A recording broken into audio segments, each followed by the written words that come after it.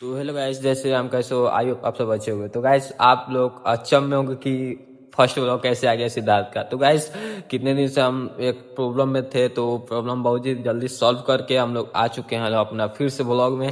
तो हम लोग का ब्लॉग रोज आएगा और रोज का रोज डेली का डेली अपडेट होगा कोई, ठीक है। तो आप लोग चैनल पे न्यू हो तो चैनल को फॉलो कर लो, और आप लोग फॉलो करके बैठे हो तो शुक्रिया गाइस। तो देखो यहाँ पे दीदी व्लॉग्स बना रही हैं, इनको भी हम सिखा रहे हैं गाइस ब्लॉग बनाने का, ठीक है।